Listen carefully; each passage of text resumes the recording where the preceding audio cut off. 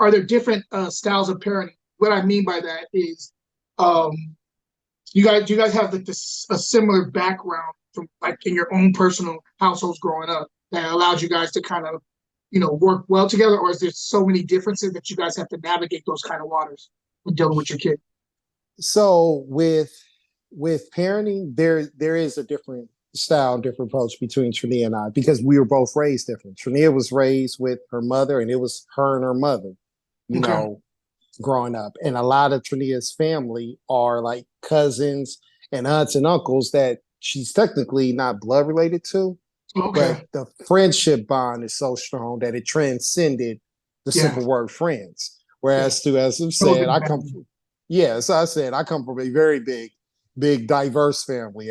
You met my stepfather. My I stepfather have. Dave is Mexican American. You met my stepmother Elena. She's white, and you met my Chinese uncle that's married to my aunt. So it's like we just have a huge. I just come from the polar opposites. So with those backgrounds, it's one of those things where you have one side that's used to, okay, it's me and you against the world, and then you have the other side that's it takes a village. Hey, what up, everybody? This is Jayton Gunter, owner of Grapes and Sand Publishing, and we have another episode of Drinking with Dads. Yeah. This is a show where I give fathers their flowers. Hey, what up, everybody? Jayton Gunter here, owner of Grapes and Sound Publishing. And yes, we're here for another episode of Drinking with Dads. I have a wonderful dad here, and I'm going to get into him in a second. But just so you know the premise of this show, because this is the first season, premise of this show is to give fathers their flowers. I realize that a lot of times we get overlooked. And the thing is, it's to be understood. Like, mothers are the ones who everyone, understands that they run the household and they are the backbone of the house. But fathers do more than just provide and protect. And so with that being said, I wanted to set up this platform to give fathers that I know are amazing fathers their flowers. And the father that I have today is my boy Diorn Moss. We go back over 20 years. He is one of my best friends, my writing partner, my dog, my go-to teacher. This is my guy, Diorn Moss. Say what's up to everybody real quick, Diorn. What's up, peeps? 20 So, years. 20 years, Wow. bro. We've been rocking since Hoover Hall. Wow. Hoover Hall. I remember that. This is I my remember. writing partner for real, guys. Y'all don't understand. Yeah. We spent so many nights staying up, writing, working on stuff and writing our material. Yeah, real talk. Real talk. Wow. This guy would come over. So I was a clubber. He wasn't the one that went out in club. But I'd be the one. He'd be up already late writing, and I'd be home like right around 1 o'clock. And hit him up like, "What you doing, bro?" So I'm writing. I was like, "Why don't you come over here? I'm writing. I'm about to start writing." And I'd write from like 1 to like 4 o'clock, 5 o'clock in the morning. We'd be in there just rocking on. So this is my guy for real. Just so you know, I always give fathers I allow them to be able to pick what we're drinking today. He wanted to drink Coca-Cola, so as you can see, we have our Coca-Cola. Cheers, Diorn. Cheers. Now, with that being said, enough with the pleasantries. Let's get into the okay. All right. Okay. The first question I have for you, my brother, is what was the last gift you had for Father's Day that you can remember? That is an easy one. My son had bought me this mug that was like Batman, but the whole like superhero, because I love Batman. And this whole thing is like, yeah, some people don't believe in heroes, but they haven't met my dad.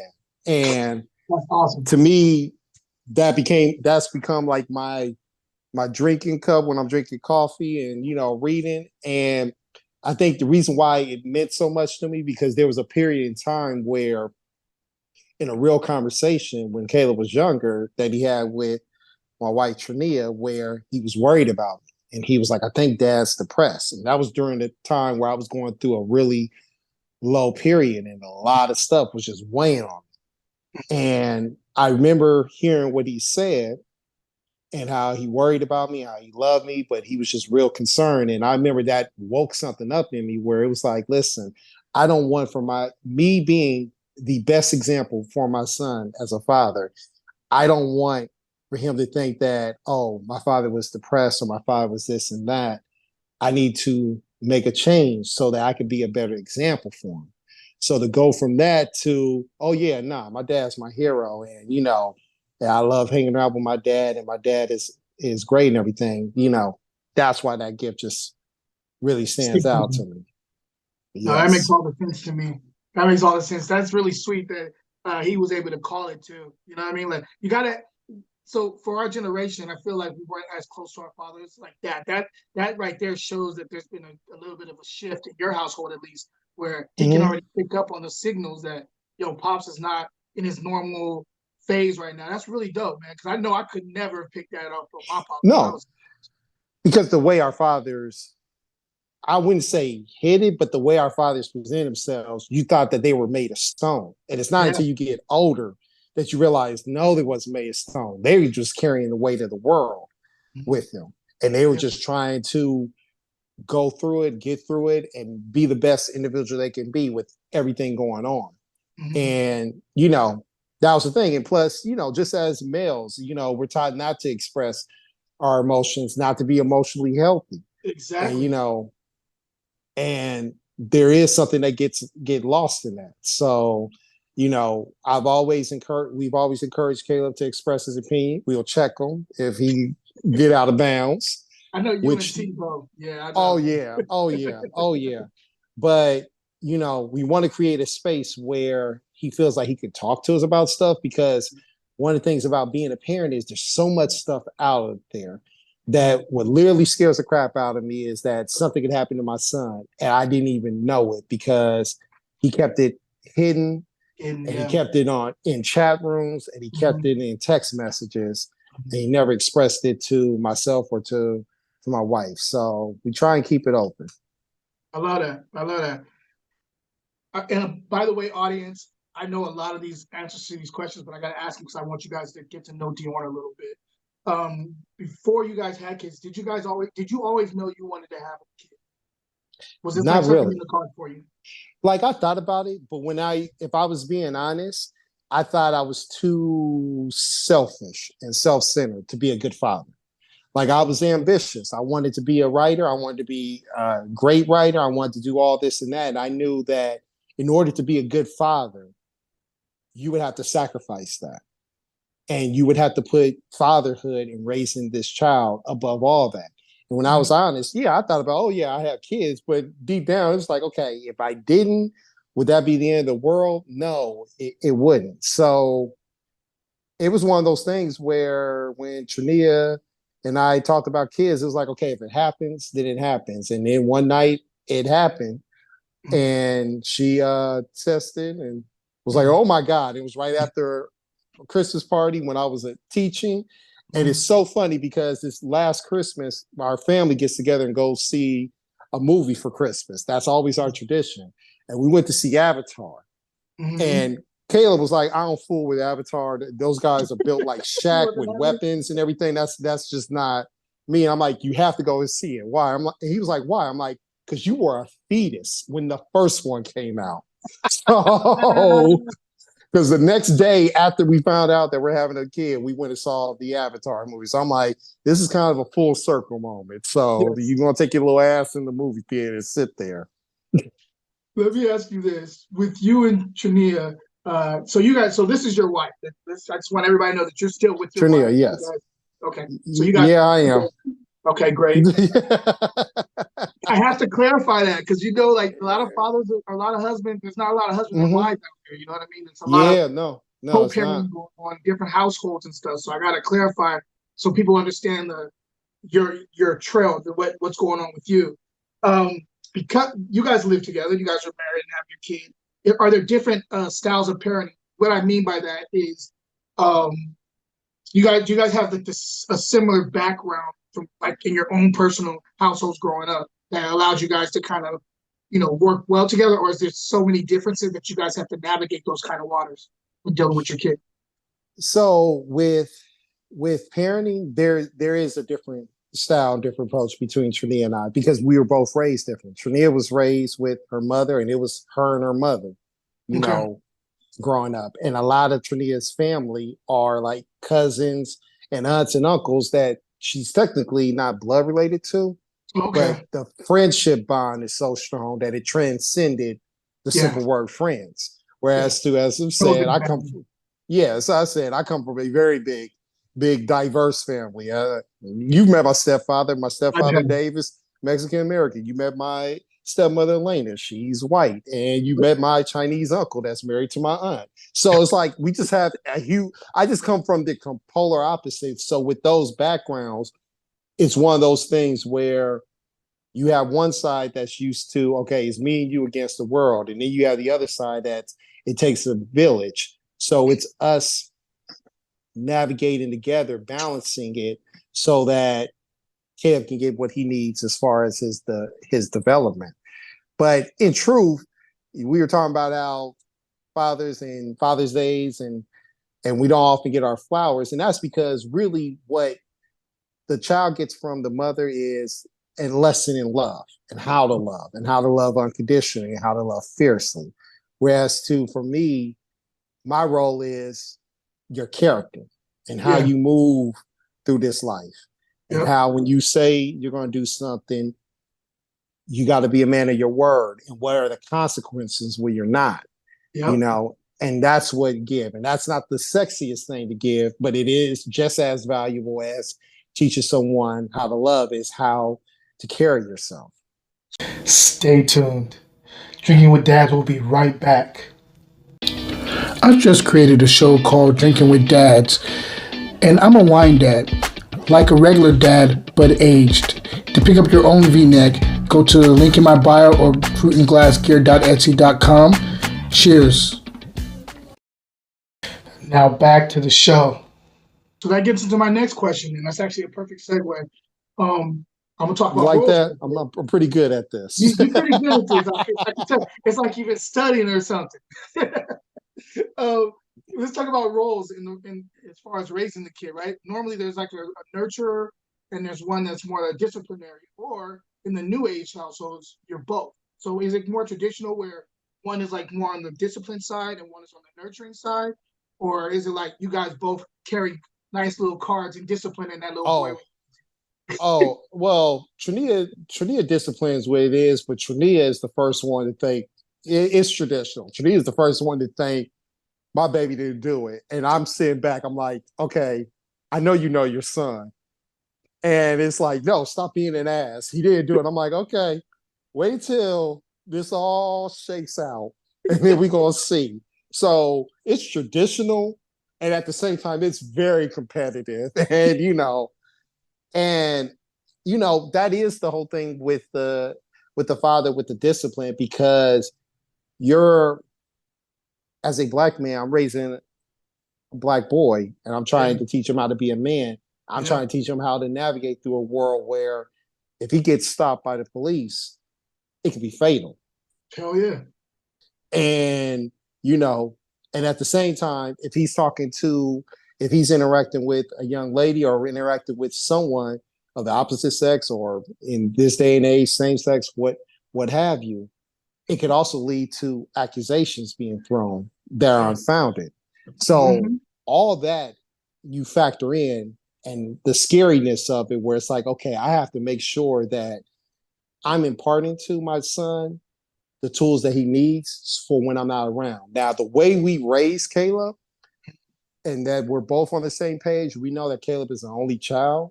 So we know more than likely there's going to come a point in his life where neither one of us is here. Gotcha. And that's a sobering thing. But we Oof, realize that we have to make sure that when that happens, he doesn't fall apart, gotcha. and that he continues to soldier on and take what he's been taught, and he builds his own family or builds his own life in his own community. So that's the one thing where we're on the same page. When it comes to discipline and everything, yeah, it's traditional. Kev could do no wrong in his mother's eyes Ah, until he's made a fool out of her and then by it's over. Don't embarrass her, right? Don't you embarrass the boy. and me, I'm not a gracious winner. I'll be the same one. I told you so. All the vitriol that I received only to be proven right. You be sitting there with your little teacup like this. Mm-hmm. And part of it is because he has a mixture of our personalities. He's Yeah, like he's pretty sharp and pretty funny with it.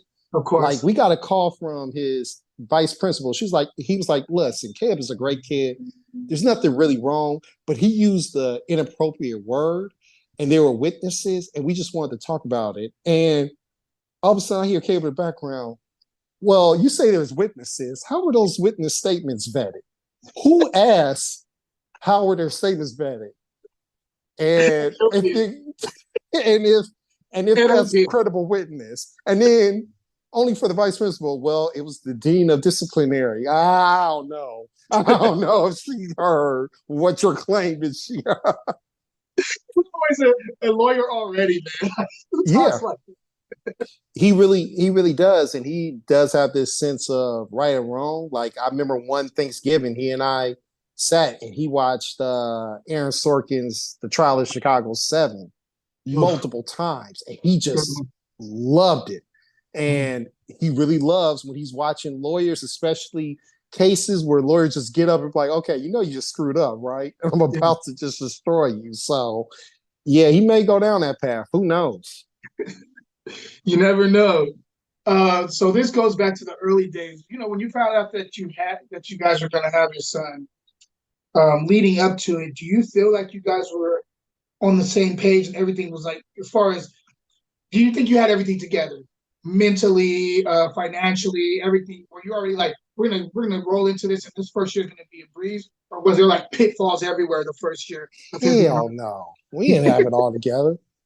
We didn't we were shocked. Like, and it's interesting because at the time I didn't even have good healthcare coverage. So it was one of those things where I remember us getting on we didn't have a car. So I remember us getting on the blue line, going from Long Beach all the way to Hollywood and Oh walking wow. along the Hollywood streets, walking past Zorro and Iron Man and all them to go to a free health clinic to get prenatal vitamins and get the stuff they need. So no, we were not prepared for it. But the thing was, we were like, okay, he must be meant to come here because, side note, right before Trania found out she was pregnant, Trania had went to bachelorette parties, and you can already imagine what happened there. We had went to amusement parks and everything. So the Wow. fact that this baby was still around, kicking, heart beating strong, I'm like, okay, he is meant to come into this world. So we just gonna have to band together and raise this child and figure it Yeah, all out. I'll feel you. I'll fill you in on why I think the same thing was meant for this kid, our kid, because I'm not gonna say it on camera, but I'll tell you that, like, that boy, we didn't. There was no way he was gonna come, and he just punched through everything. It was like, Yeah, yeah, and yeah, I was that, like, but okay, yeah, you meant yeah, to be because yeah, because when they told us the how far along Trania was, we were like, oh my God. Because we all of a sudden, it was like a movie where you like something out of the hangover where your brain just puts together all the different things like, oh God, hopefully we didn't damage this child. here. And they're like, Poor oh, baby. heartbeat, everything. Yeah. And we're like, okay, well, evidently he was meant to come here. What about him makes you very proud? And this could be related to, you know, if he likes sports, or if there's just something unique about the way his mind works, or, you know, a characteristic, something about him that you look at your son and you're like, I am so proud that he's like this. You know what I mean? Like, is there one thing that you could pinpoint? Stay tuned. Drinking with Dads will be right back. I'm the author of the Man Book. The Man Book was created so that every man has a chance to become great. If you look at the stats, men that grew up without a father have a harder chance trying to become great because of their father's choices and their father's choices. The Man Book is here to break that cycle so that every man has that chance. The Man Book, helping boys become men with something as simple as tying a tie. Also being a father, fashion, how to love. This is a book that you need on your shelf. It will help you, and it will help people that you love.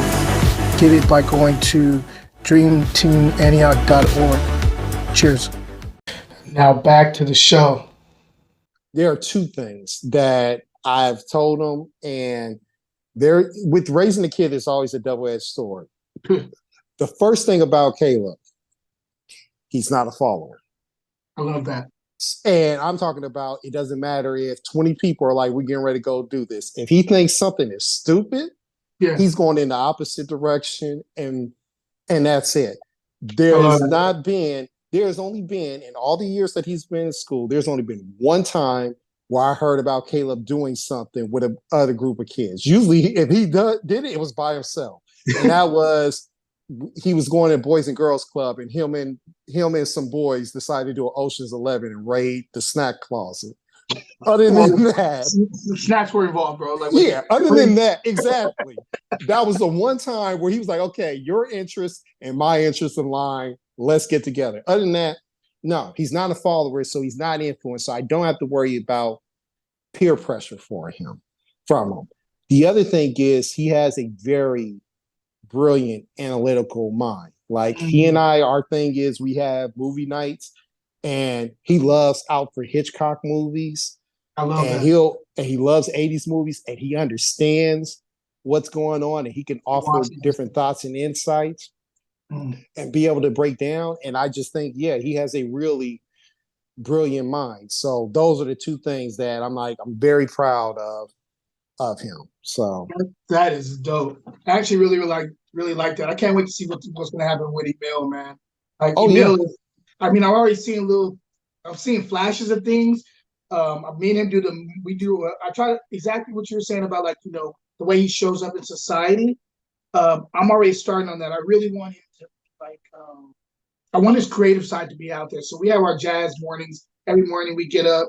After I fed him, we'll go sit on the patio and we'll sit there and listen to jazz. I have a journal that I write in every morning and stuff like that. So we do that. We go to the gym together, and he like listens to music the whole way there. Like really like cool, like good music, like not anything Yeah. crazy. I really want him to, and we have like these little things that we put in his crib where he like these little keyboards and stuff, so he can play like whatever he wants to Oh, play, instruments and stuff like that. Because I really want him to be creative. Of course, you want that analytical side too, but I also want the creative side to be like kind of a balance there. You know what I mean? yeah. So No. Yeah, no, definitely. And I think the thing that you're going to really get a kick out of, you and EJ, is you're going to see parts of you, you're going to see parts of her, but then you're going to see some, you're like, oh, that's all him. And that's the part that you're going to trip off of when you're like, oh, wow, this is his own thing that he like has, his own space. I like that. I like that. Give me one funny situation your son has put you in.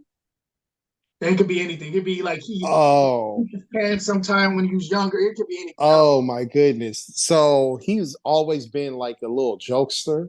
Uh-huh. So there was one time where he was still in diapers, and I went to visit my grandmother, and all of a sudden, he's walking and everything, and you're raising a kid, so you think you've done something, but you didn't.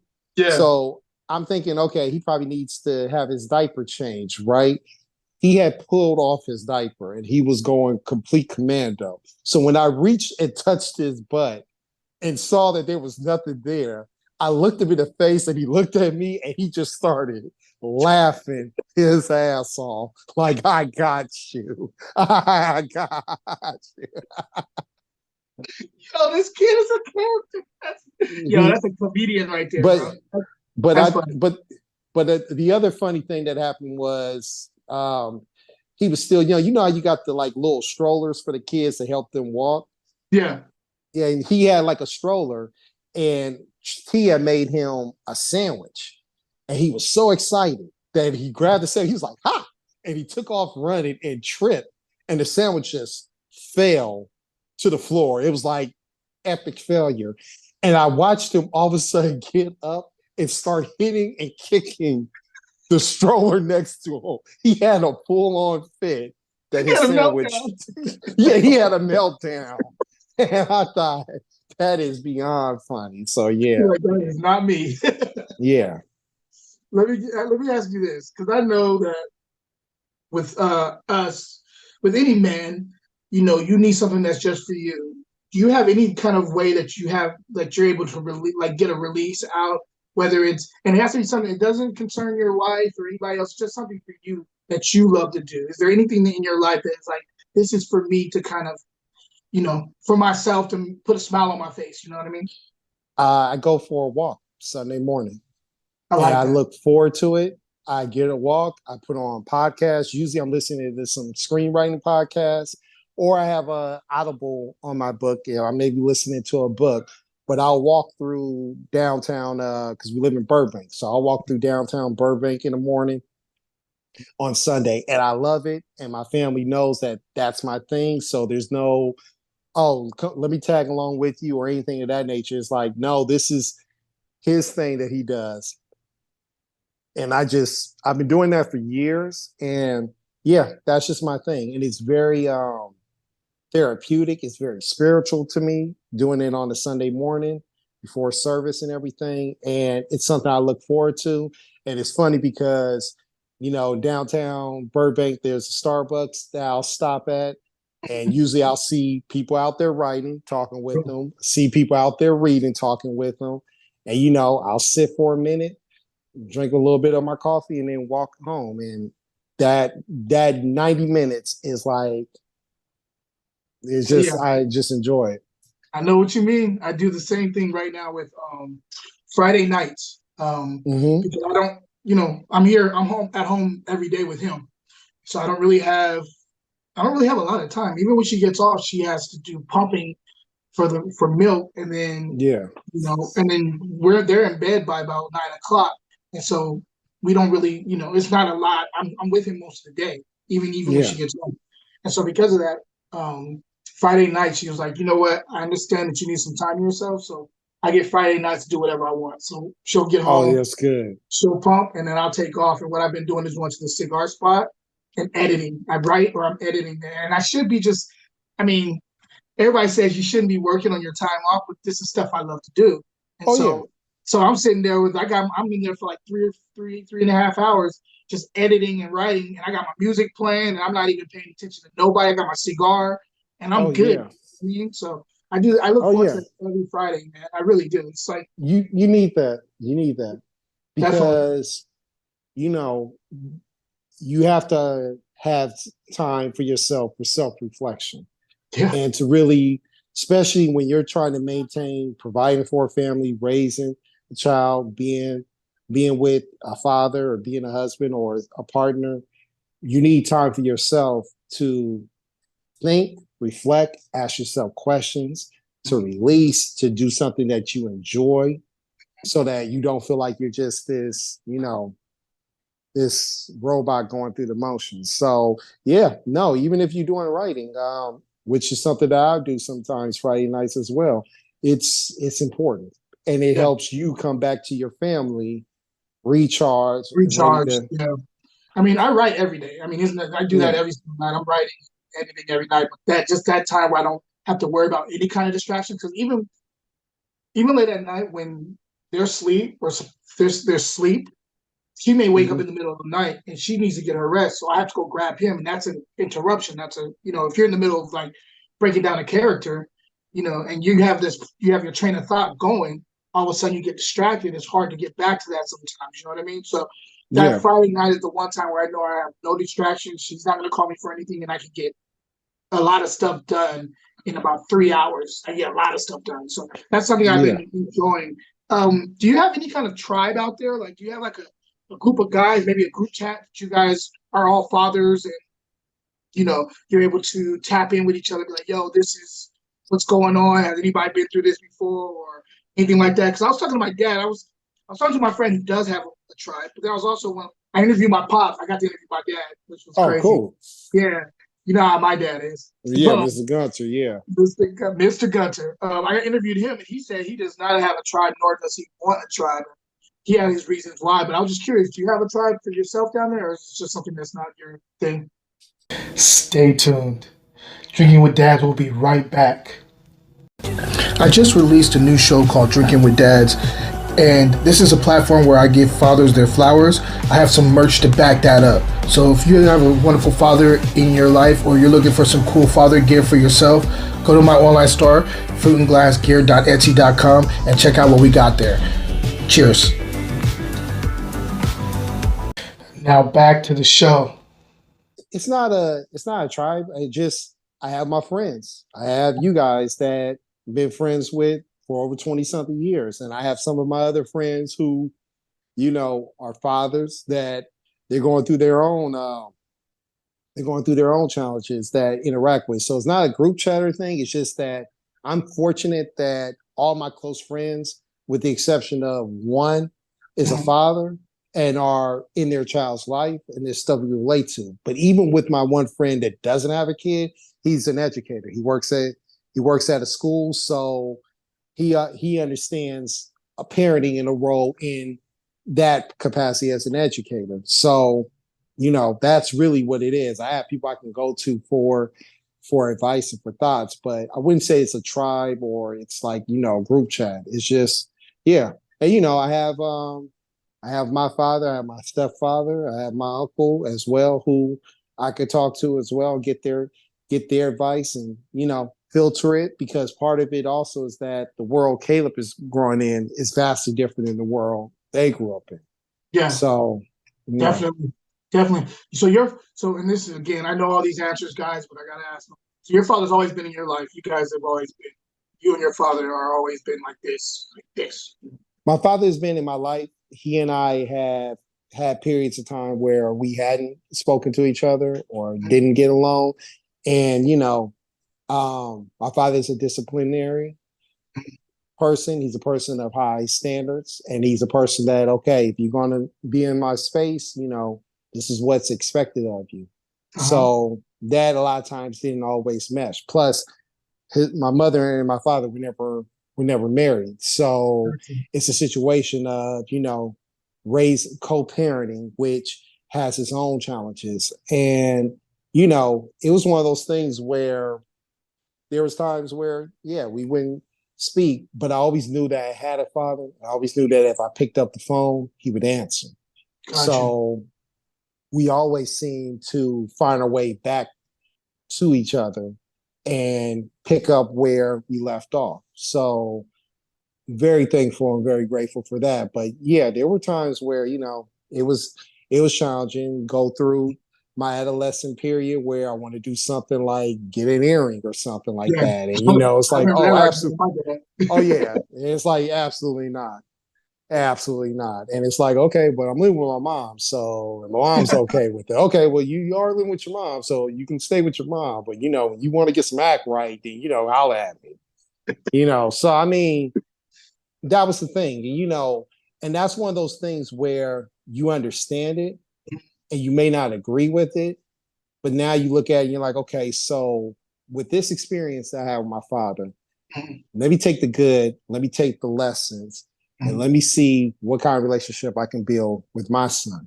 Because you can't go back, you can't get those years back, you can't rewind. All you can do is move forward. So if there was something in the relationship that you felt like was missing or fractured or could have went differently, well, you being a father, you now have that opportunity to try and make amends in your relationship with your son, trying to see if maybe doing something different yields a different result. So because you mentioned a lot of male figures growing up that you had, like you had your father, of course, but then you said your uncles and stuff like that. Was there any piece of advice that one of them gave you prior to having Caleb that you've been able to like take and be like, I needed this, and this is something I've just held on to since, for the whole time that Caleb's been alive? Is there's like one piece of advice that they told you that you're like, this is amazing advice, I'm going to take this with me? Any one of them? Trying to think. It's a good question. So if I had to take a look at the advice that I've got that I could say, oh yeah, that was great advice, I would have to really be honest. If I'm being perfectly honest with you, I would have to say it wasn't advice, it was an example. and that's my stepfather, Dave. Now, you've met my stepfather. Of course, people out here don't. My stepfather is the most talkative person you ever met, Cool which as hell. which of course I'm being sarcastic. He does not really talk. A lot of times he sits and scowls. Quiet. But what I realized that he and my father demonstrated, my father has this saying where he says, love is an action word. So it's expressed through action. There's Yeah. people that can say, I love you, but their actions don't line up. And that's what he said. And what I saw my father and my stepfather model was the action of love. My I love it. stepfather getting up, working rotating shifts, working 60-hour weeks to be able to provide a roof for us. Didn't say a lot, didn't say, oh, hey, I love you or anything of that nature. He just got up and did it. Same thing with my father, working landscaping and working 12, 14-hour days so that, hey, you know, we can go to a Dodger game and actually have seats where we can see the Dodger players.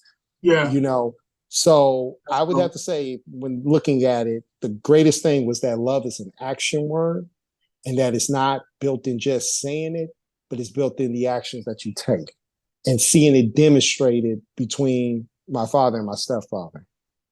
That's dope. That's dope that both of them were able to cohabitate. Both of them were just like, you know what, we both love this boy, you, and being able to be there for you and just show it instead of like, because you know, even that generation doesn't really talk like that. You know, they don't really tell you they love you like that. It's mostly through action. That's my father and your father generation. Just did. My dad said it, but he said it. It was, of course, it was spaced out. Like, you know what I mean? It wasn't like every day, I love you, son, type of thing, which I don't know if I wanted that anyway, but you know. Yeah, I got the, you know, I love you. But this is what I see that you could work on, improve on. There just was a different generation, but then it's what they were going through. But that's what it is, that love is an action verb. It's expressed in action. And it's like, you know, people can say that they love you, but how many people can you say that say love you if you was in a situation in the middle of the night and you were in a jam, you could call that person? Yeah, that's real. That's real. Not many. That's absolutely real. And that, you know, that's what my dad said about my stepmother. He was like, I guarantee you, if you were stranded somewhere in the middle of the night, you could pick up the phone call and she would scramble and get you out of that situation. And he is absolutely right. And same thing with my mom. It's like love is expressed through action. On the flip side, I've seen a whole lot of people that say I love you, and if you needed them. Absolutely. You're absolutely right. We've talked about that numerous times. Oh, yeah. Yeah. So, you know, it goes back to, and as I said, I consider myself blessed because there's people who grow up with one parent, there's people who grow up orphans. I basically essentially grew up with four parents and four different perspectives. I love that. I love that. Well, we're at the end, and I want to ask you, because I ask everybody this same question. I'm a new father. What piece of advice do you have for me with raising my son? You have, your job as a father is the model to your son. You are your son's greatest teacher. It's the model to him how to live. And essentially at some point, when it's closing time, curtain call, how to die. So you have to keep that in mind. And one of the things you have to show him is humility. And when I say that, you know, we're from the generation where we like we said, we have the fathers that don't apologize if they make a mistake because of the pride and because they feel like in so many ways they may be diminished by saying, you know what, I'm sorry, I made a mistake.